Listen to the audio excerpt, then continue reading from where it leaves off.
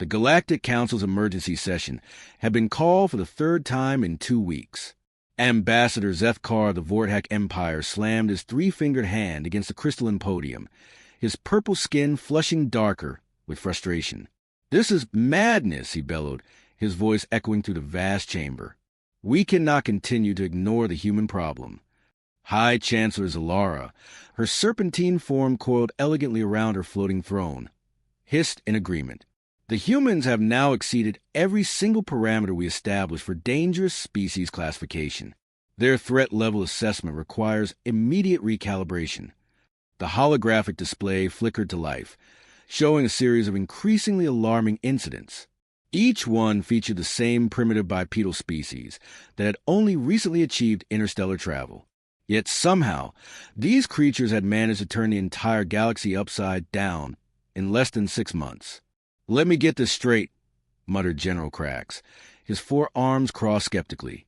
"These humans, they destroyed a Draconian battlecruiser with nothing but improvised explosives and something they called creative engineering." "That's correct," confirmed Intelligence Director Vex, her mechanical voice dripping with what could only be described as digital sarcasm. "The humans involved were reportedly intoxicated on ethanol at the time. Their exact words before the attack were, and I quote, 'Hold my beer. Watch this.'" The chamber fell silent. Even the usually chattering Glixen representatives stopped their incessant clicking to stare at the data stream. Admiral Thorgen, whose species had ruled the Outer Rim for 3 millennia, leaned forward. "Hold there, what now?" "Beer," Vex repeated, the word sounding strange to her translator. "It's a fermented beverage that impairs their cognitive functions. Apparently, this phrase is commonly used by humans before attempting something extraordinarily dangerous or stupid." "Or both," added Ambassador Zeth'kar grimly. The hologram shifted to show the wreckage of what had once been the pride of the Draconian fleet. The massive ship, capable of glassing entire moons, had been reduced to twisted metal and floating debris. Next to it, a small human vessel barely larger than a shuttle hung in space, its hull decorated with primitive markings that roughly translated to "Boom goes the dynamite." "The humans responsible for this destruction," Vex continued, were later found celebrating in a nearby tavern, apparently unaware that they had just performed the most audacious military strike in recorded galactic history. Chancellor Xylara's scales rippled with what her species considered dark amusement. And the Draconians? How did they respond to this humiliation?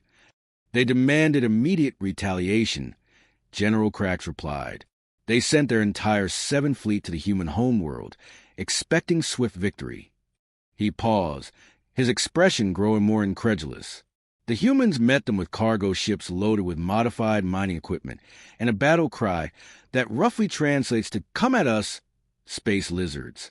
The display showed the aftermath of that encounter. 7 Draconian dreadnoughts, each the size of a small city, drifting powerless through space. Their crews had been forced to abandon ship after the humans had somehow managed to hack their environmental systems and flood the vessels with a gaseous compound that induced uncontrollable laughter. "They weaponized comedy," Admiral Thorgen said, his voice hollow with disbelief. "They actually weaponized comedy." "The psychological warfare implications are staggering," admitted Dr. Quinn, the Council's chief xenobiologist. "We've never encountered a species that treats interstellar conflict as a form of entertainment." Ambassador Zeth'kar pulled up another file. "It gets worse. The humans have now established what they call prank patrol units throughout contested space. They've been conducting operations they refer to as cosmic pranks against anyone who threatens their territory."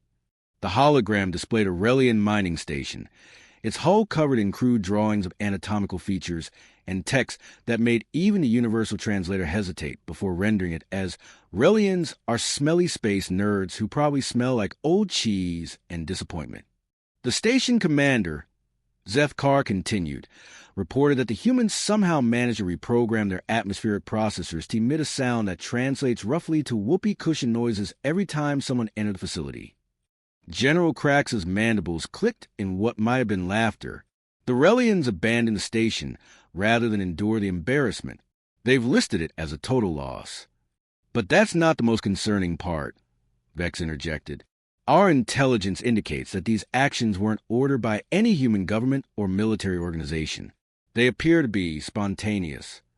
The word hung in the air like a toxic cloud. Spontaneous? Chancellor Xylara's voice carried a note of genuine fear. You mean they're not following any strategic doctrine? Correct. Our analysis suggests that humans simply see a situation, decide it looks fun, and then proceed to cause maximum chaos while laughing about it. They have no grand strategy, no master plan. They're just improvising. Admiral Thorjan's normally stoic expression cracked. They're winging it? They're conducting interstellar warfare by winging it. That appears to be the case, Vex confirmed. Yesterday, a human smuggler named Jake Morrison single-handedly infiltrated a Plutonian research facility, stole their entire supply of experimental graviton disruptors, and then used them to create what he called the galaxy's most epic fireworks show. The explosion was visible from 3 star systems away. And his motivation? Asked Dr. Quinn, though she seemed afraid to hear the answer. He was bored, Vex replied flatly.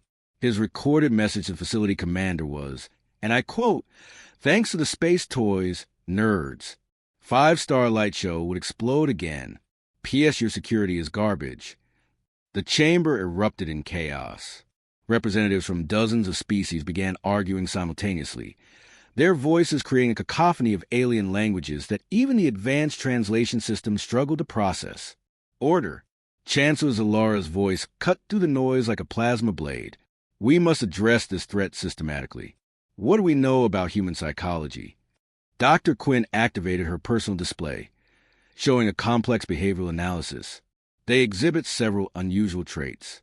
First, they seem to find danger amusing rather than threatening. Second, they display remarkable creativity when cornered or challenged. Third, they have an unusual fondness for what they call one-upping each other. One-upping? General Krax asked. Competitive escalation, Dr. Quinn explained. When one human performs an impressive feat, others feel compelled to perform an even more impressive feat. It's like a feedback loop of increasing recklessness. Ambassador Zeth'kar's skin turned an alarming shade of purple. You mean they're getting worse? Exponentially worse, Dr. Quinn confirmed. Each incident is more audacious than the last. We predict that within months, they'll be attempting stunts that could threaten the stability of entire star systems. Based on what evidence? Admiral Thorjan demanded. Vex hologram shifted to show a human ship approaching a black hole. This footage was captured yesterday. A human captain named Riley Chen attempted to use a black hole's gravitational field to slingshot his cargo vessel across the galaxy in what he called the ultimate shortcut. His co-pilot's response was reportedly, "Dude, that's totally insane. I love it." Did they survive? Chancellor Xylara asked. They not only survived, Vex replied, but they also accidentally discovered a new form of faster-than-light travel. They've since patented it and are selling the technology to fund what they call Project Bigger Boom. The silence that followed was deafening. Project Bigger Boom? General Krax's voice was barely a whisper. We're still investigating, Vex admitted, but intercepted communication suggests it involves something called weaponized black holes and cosmic dominoes. Ambassador Zeth'kar stood up slowly, his hands trembling. We have to stop them before they accidentally destroy the galaxy while trying to impress their friends. How do you propose we do that? Chancellor Xylara asked. Military force has proven ineffective. They treat our most advanced weapons as toys. Economic sanctions mean nothing to beings who view poverty as just another fun challenge, and diplomatic pressure only seems to encourage them. There has to be something, Admiral Thorjan insisted. Every species has a weakness. Dr. Quinn cleared her throat. Actually, there might be one option. Our psychological profiles suggest that humans respond poorly to being ignored. Ignored? General Krax perked up with interest. They seem to crave attention and acknowledgement of their achievements, Dr. Quinn explained. What if we simply stop reacting to their provocations? The chamber fell silent as the implication sank in. You want us to ignore them, Chancellor Xylara said slowly, while they blow up star systems for fun. It's worth considering, Dr. Quinn replied. Without an audience to impress, they might lose interest in their dangerous stunts. Or, Ambassador Zeth'kar countered grimly, they might escalate until they get our attention again. The debate continued for hours, but no clear solution emerged. The humans remained an unprecedented threat, not because of their malice, but because of their complete inability to recognize the consequences of their actions. As the session finally adjourned, Intelligence Director Vex received an urgent transmission. Her mechanical features somehow managed to convey pure dread as she processed the information. "What is it?" Chancellor Xylara demanded. "We've just received word from the Andromeda sector," Vex replied, her voice hollow.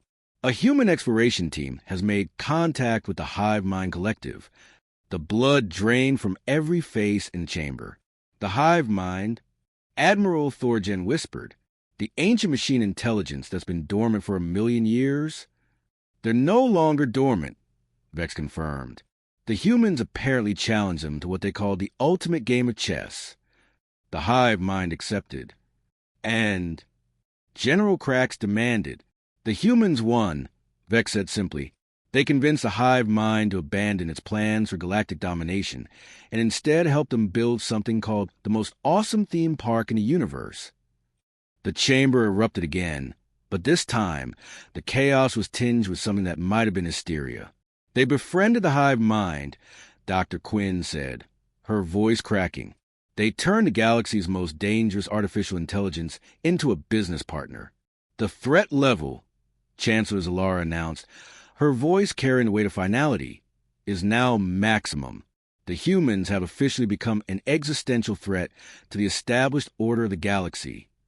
Not because they want to destroy us," Ambassador Zeth'kar added grimly, "but because they might accidentally save us to death." The emergency session ended with a single, terrifying realization. The humans weren't just dangerous because of what they might do on purpose. They were dangerous because of what they might do by accident while trying to have fun.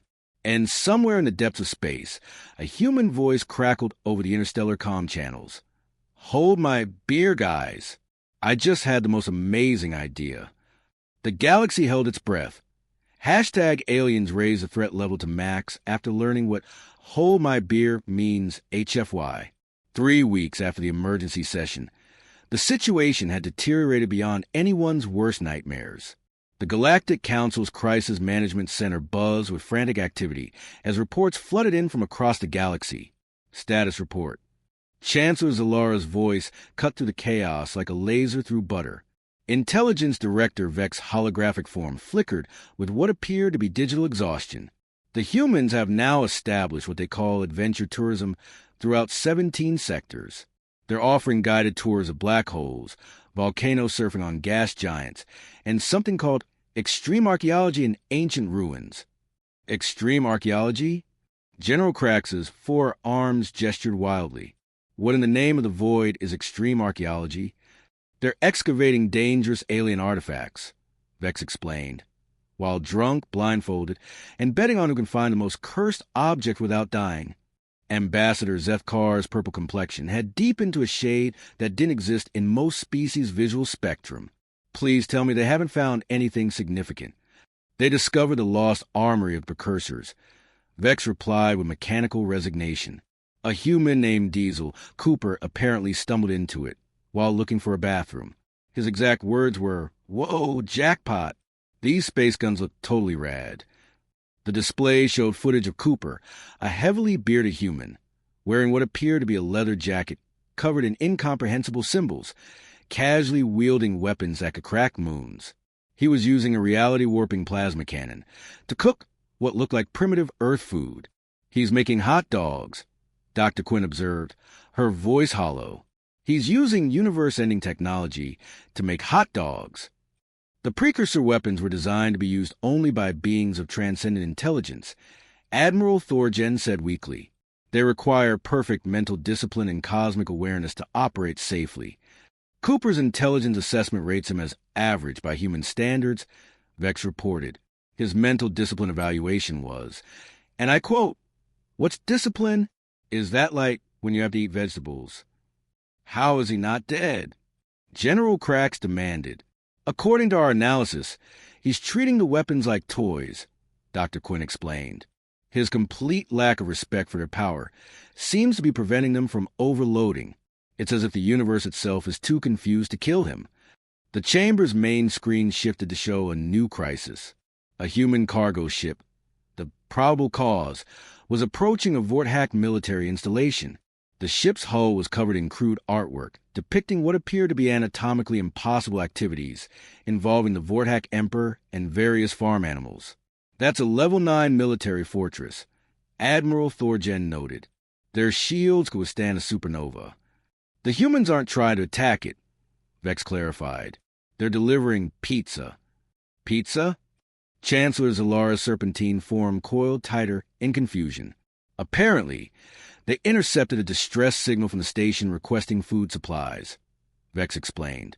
The humans decided to help by delivering what they call the galaxy's most epic pizza party. They've somehow convinced the Vorthak garrison to let them through the shields. The screen showed Vorthak soldiers, beings bred for conquest and warfare, gathered around steaming boxes of something that looked like circular bread covered in various toppings. Their expressions ranged from confusion to what might have been joy. They're laughing. Ambassador Zeth'kar whispered in horror. My people are laughing with humans. The psychological contamination is spreading, Dr. Quinn confirmed. Human humor appears to be virally contagious across species barriers. We're seeing outbreaks of spontaneous fun throughout the galaxy. Fun. General Krax's mandibles clicked nervously. Define fun. Recreational activities with no strategic purpose, Dr. Quinn replied. Dancing, singing, competitive eating, something called karaoke nights. The humans have established recreational facilities on over 200 worlds. This is a cultural invasion, Admiral Thorgen realized. They're not conquering us with weapons. They're conquering us with entertainment. The display switched to show a massive structure orbiting a gas giant. The station was unlike anything in the galactic database, its design somehow managing to be both completely impractical and strangely appealing. What is that monstrosity? Chancellor Xylara demanded. The humans call it Galaxy's Edge Gaming and Entertainment Complex, Vex replied. It's a combination casino, amusement park, and what they term ultimate party destination. They built it in partnership with the Hive Mind Collective. The Hive Mind is helping them? Ambassador Zeth'kar's voice cracked. The Hive Mind has apparently developed what humans call a sense of humor, Vex confirmed. It's now going by the name HAL 9000 Fun and specializes in creating what it calls maximum entertainment algorithms. The screen showed beings from dozens of species engaged in activities that defied explanation. Crystalline entities were somehow participating in what appeared to be a dance-off with gaseous life forms. Robotic intelligences were competing in contests of creativity. Ancient beings that hadn't interacted with other species in millennia were playing games that involved colorful balls and loud music. They're having fun, Dr. Quinn said, her voice carrying a note of wonder. All of them. Species that have been at war for centuries are playing games together. This is exactly what we feared, Chancellor Xylara hissed. They're destroying the natural order of the galaxy. Actually, a new voice interrupted. We're just getting started. Every head in the chamber turned to see a human figure materializing in the center of the room. The woman appeared to be in her 30s, with bright red hair and clothing that seemed to shimmer with its own light. She was casually eating what looked like a sandwich. Security alert. General Krax shouted, "How did you penetrate our defenses?" "Oh, that?" The human shrugged. "Your security system asked for a password, so I tried password 123. Worked like a charm. Really, guys, you should upgrade your cybersecurity." Ambassador Zeth'kar's purple skin had gone completely white. "You're in the most secure facility in the galaxy. It's impossible for any unauthorized being to enter this chamber." "Impossible is just another word for hasn't been done yet," the human replied cheerfully. "I'm Captain Sarah-chan, by the way. Riley's sister. I heard you folks were having a little emergency meeting about us." "How did you know about this meeting?" Chancellor Xylara demanded. "Your intelligence director here has been broadcasting on an open channel," Sarah explained, gesturing toward Vex. Super easy to intercept. Also, you might want to check your firewall settings. I've been listening to your conversations for weeks. Vex's holographic form flickered with what could only be described as digital embarrassment. That's impossible. Our security protocols are unhackable. You're using quantum encryption, right? Sarah asked, taking another bite of her sandwich. Yeah, we figured that out last Tuesday. Jimmy Martinez. He's this kid from Detroit. He cracked it during his lunch break. He was trying to hack into his school's cafeteria system to improve the pizza, but he accidentally broke into your entire communication network instead. The silence in the chamber was deafening. A human child, Admiral Thorgen said slowly, broke our quantum encryption while trying to improve school food? Jimmy's actually pretty proud of that, Sarah nodded. He says the pizza is much better now. Also, he might have accidentally given himself administrator access to your entire defense grid. Sorry about that. You're telling us, General Crack said carefully, that a human child now has control of our military systems? Oh, don't worry, Sarah waved dismissively. Jimmy's a good kid. He mostly just uses it to order pizza and schedule game nights. Though he did reprogram your dreadnought fleet to play music during battles. Said it would make space combat more fun. This is madness, Ambassador Zeth'kar whispered. No! Madness is what happened when we found out about your little threat assessment. Sarah's expression grew serious. See, we humans have this thing about being told we're dangerous. It tends to make us want to prove just how dangerous we can be. Are you threatening us? Chancellor Xylara's voice carried a deadly edge. Threatening? Sarah laughed. Oh, honey, no. We don't threaten. We demonstrate. Which brings me to why I'm here. She pulled out what appeared to be a small device, no larger than a communication pad. This is a quantum probability manipulator. My brother Jake built it last week while he was bored. It lets you change the odds of anything happening. That's impossible, Dr. Quinn protested. The mathematics alone would require computational power beyond anything in the galaxy. Yeah, Jake mentioned that.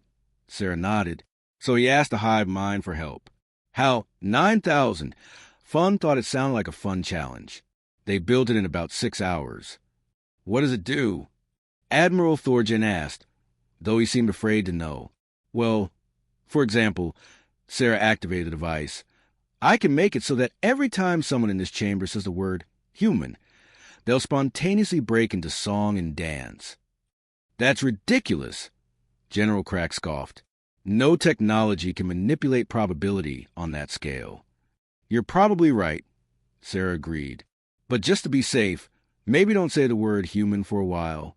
The chamber fell silent as the implications sank in. You're holding the entire galaxy hostage, Chancellor Xylara accused. Hostage? Sarah looked genuinely confused. No, we're throwing you a party. The biggest, most epic party in galactic history. We're calling it Peace Through Fun. Peace Through Fun. Ambassador Zeth'kar repeated. Think about it, Sarah explained. You can't fight a war if you're too busy having a good time.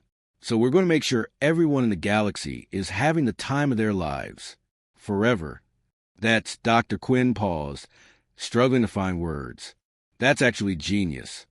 Sarah, a new voice crackled over the communication system. This is Jake. You need to get back here. Diesel found something called the Universal Reset Button in the Precursor Ruins.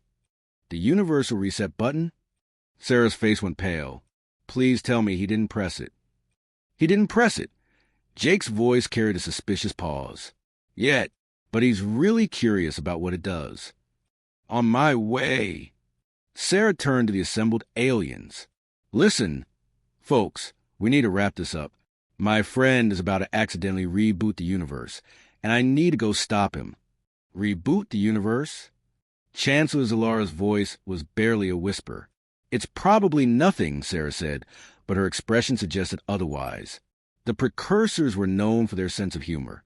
It might just be a joke. Or it might actually restart reality from scratch. Won't know until someone pushes it. And you're going to prevent this catastrophe? Admiral Thorgen asked. Oh, no, Sarah grinned. I'm going to make sure we get it on video. This is going to be the most epic prank in the history of existence. As she prepared to teleport away, Sarah paused. By the way, the threat level thing? We appreciate the recognition, but you set it too low. We're not just maximum threat level. We're off the charts entirely. How do you know about our threat classifications? Vex demanded. Jimmy hacked those too, Sarah replied. He's actually pretty insulted that you only rated us as maximum threat. He's working on a demonstration that will require you to invent entirely new threat levels. With that, she vanished, leaving behind only the faint smell of her sandwich and the sound of increasingly frantic communications from across the galaxy. The chamber remained silent for a long moment. Well, General Crack said finally, at least things can't get any worse. At that exact moment, alarms began blaring throughout the facility. The main display lit up with emergency alerts from every corner of the galaxy. What now? Chancellor Xylara demanded. Multiple reports coming in, Vex announced, her voice carrying a note of resignation. The humans have apparently discovered time travel. Time travel. Ambassador Zeth'kar's voice cracked. A human named Marcus Johnson was experimenting with coffee maker modifications, Vex explained. He accidentally created a temporal paradox while trying to make the perfect cup of coffee. The good news is that he succeeded. The bad news is that he's now stuck in a time loop, reliving the same 5 minutes over and over. How is that bad news? Dr. Quinn asked. Because he's enjoying it so much that he's refusing to break the loop, Vex replied. He's declared it the most fun he's ever had, and is inviting other humans to join him. And they're accepting? Admiral Thorgen asked weakly. They're forming a queue, Vex confirmed. They're calling it temporal tourism and selling tickets. The display showed a growing crowd of humans gathered around what appeared to be a modified coffee machine. They were laughing, cheering, and apparently having the time of their lives while reality bent around them. The temporal distortions are spreading, Dr. Quinn reported. At this rate, the entire galaxy will be caught in overlapping time loops within days. Set the threat level to... Chancellor Xylara paused, realizing there was no level high enough. Maximum? General Crax suggested. Beyond maximum, Ambassador Zeth'kar corrected. We need to create new categories. Something like existential threat to the concept of existence itself. Too long, Admiral Thorgen objected. How about the humans are at it again level? That works, Chancellor Xylara agreed. Alert all member species. The humans have officially broken the scale. As the emergency session dissolved into chaos, one last transmission crackled through the communication system. It was a human voice, cheerful and completely unconcerned with the fact that reality was unraveling around them. Hey, everyone. This is Marcus from the Coffee Shop Time Loop. Just want to let you know that we figure out how to share the perfect coffee experience across all timelines simultaneously. We're calling it Cosmic Caffeine, and it's going to be epic. Also, has anyone seen my keys? I think I left them in next Tuesday. The transmission ended with the sound of laughter and what might have been someone ordering a double espresso with extra temporal foam. The Galactic Council's emergency session officially ended with a single, unanimous decision. The humans were no longer just a threat to galactic peace. They were a threat to the very concept of peace itself. And somewhere in the depths of space, humanity continued to exist, blissfully unaware that they had become the galaxy's most beloved nightmare. The universe, for its part, had given up trying to make sense of them and had simply decided to enjoy the show. After all, if you can't beat them, you might as well laugh along.